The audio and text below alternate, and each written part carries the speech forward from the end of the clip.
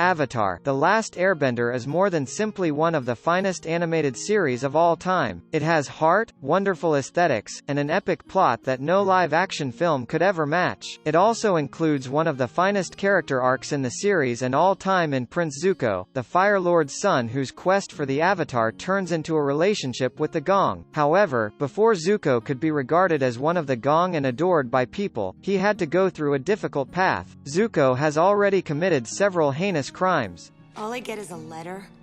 You could have at least looked me in the eye when you ripped out my heart. Zuko formed a relationship with Mai, a fellow highborn, after returning to the Fire Nation after his banishment. However, after going to join Team Avatar, Zuko abandoned her with nothing more than a message. Is it any surprise that Mai was so wounded when Zuko departed without warning, having constructed their relationship on a common feeling of incapacity to live up to their parents' expectations? He could have informed her to her face at the very least. Instead, even in the midst of his atonement, he committed another heinous deed, breaking his girlfriend's heart. Consider the safety of the crew. The safety of the crew doesn't matter. Zuko's ship was caught in the path of a tremendous storm during his initial search for the Avatar. Despite Iroh's warnings, Zuko argued that the Avatar's safety was more essential than his own. This incident demonstrates how bad of an impact Ozai had on Zuko. Though he did demonstrate his strong regard for his crew and their lives towards the conclusion of that same episode, it's apparent that he originally insisted on their lives being worthless in the face of capturing the Avatar.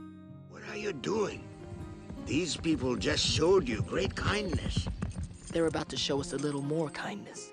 Zuko became close to a young woman named Song, who helped care for his uncle. Song understood Zuko's scar since she too had been attacked by a firebender, and the two bonded over their shared experiences. Even yet, when he was leaving, Zuko kidnapped her family's ostrich horse and took it with him. It shows how far Zuko had fallen, from a noble prince of the Fire Nation to a liar stealing ostrich horses from beleaguered kingdom households.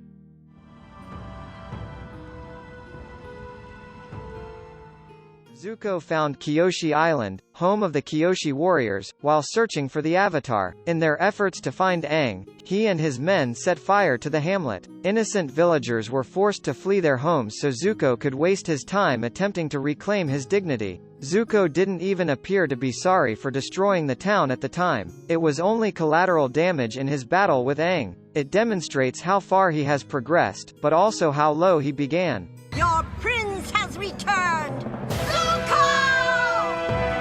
Zuko was well aware of the horrors at the air temples at the start of the series and was fiercely devoted to the Fire Nation. Desperate to prove himself to his father, he was delighted to assist in the arrest and execution of the air nomad's final hope, which would have marked the conclusion of what his people had begun. Though he did redeem himself, it's difficult to forget his initial allegiances. That one kind of felt hot. Don't patronize me! You know what it's supposed to look like! Zuko's most visible crime was perhaps how he spent the first season of the show pursuing down and harassing the Gaang. To be sure, every story needs an adversary, and Zuko, along with Admiral Zhao, is an excellent choice. Zuko's desire to recover his dignity meant going to any length, from the furthest reaches of the Southern Water Tribe to the expanse of the Northern Tribe. Firing on the Gaang and keeping them on their toes were only a few of Prince Zuko's numerous misdeeds. Give me the boy. You give us the scroll. Zuko has been working with some rather unscrupulous characters in his attempt to recover his dignity. From the sinister Admiral Zhao to bounty hunter June, Zuko always appeared at ease with bad guys, especially pirates. Zuko forged a bargain with a bunch of pirates early in Season 1 to track down Aang, Katara, and Sokka. Working with pirates was hardly the worst thing Zuko has ever done, but it demonstrates how far Zuko will go to recover his dignity and capture the Avatar. Hand him over, and I won't have to hurt you. After following the Gaang all across the world, Zuko ultimately caught up with them in the Season 1 finale, one of the greatest episodes of the season, as Admiral Zhao laid siege to the Northern Water Tribe. After a lengthy struggle with Katara, Zuko was able to seize an immobile Aang when he was in the Avatar state and drive him off. Aside from kidnapping Aang, fighting Katara, and fleeing into a dangerous storm, Zuko's decision to take the Avatar when he wasn't even aware of it was a cheap one, especially for a firebender. Expecting someone else? Appa, Aang's sky bison, is a cute creature that has made a reputation for himself in the show. When he was abducted by sandbenders in Season 2, people expected him and Aang to be reunited, but they didn't anticipate Zuko to almost steal him. Finding Appa under Lake Lagoy and a prisoner of the military force, the Da Li, Zuko considers kidnapping Appa to get at Aang, a horrific deed in and of itself that he gratefully avoids.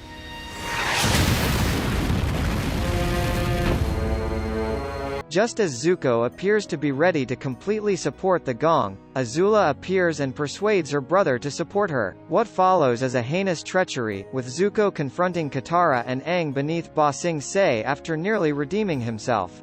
I'm angrier than ever and I don't know why! What? Despite the incredible amount of growth Zuko went through over the course of 3 seasons, one thing remained constant: his rage. Even near the conclusion of the series, when Zuko had learned to manage his wrath, he still had a lot of it rushing through him, and he let it be his primary motivator, which frequently resulted in less than stellar results. The wrath propelled Zuko ahead, making him feel the need to reclaim his dignity and pushing him to perform all of those atrocities. Would Zuko have been the same guy without that wrath, without the anger pushing and propelling him?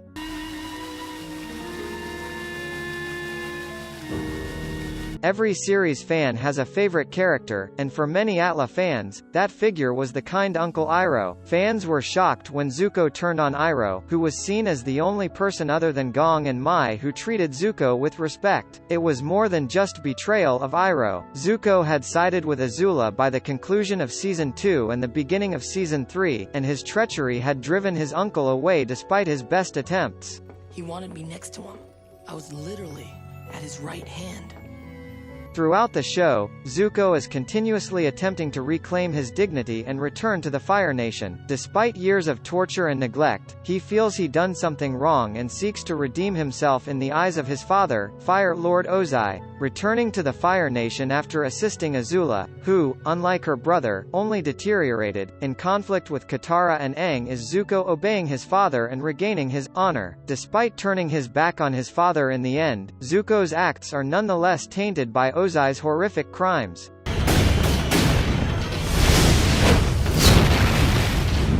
Despite their disagreements and continuous confrontations during their journeys, many now link Aang with Zuko and regard them as the best of friends. However, many viewers tend to forget that Zuko did more than simply chase down Aang. He almost murdered him at one time. When Zuko sent Combustion Man after Aang after returning to the Fire Nation in Season 3, he fully intended for Combustion Man to murder Aang and eliminate the Avatar once and for all. Even a rekindled relationship can't make up for that blunder. Hey, if you enjoyed this video, make sure you click the like button so I can feel all mushy inside. Also, click the subscribe button while you are there, and then since you are on such a clicking roll, why not click on another awesome video that is already loaded up right here. You don't even have to watch it, just let the video play at 1% while you eat your sushi or something.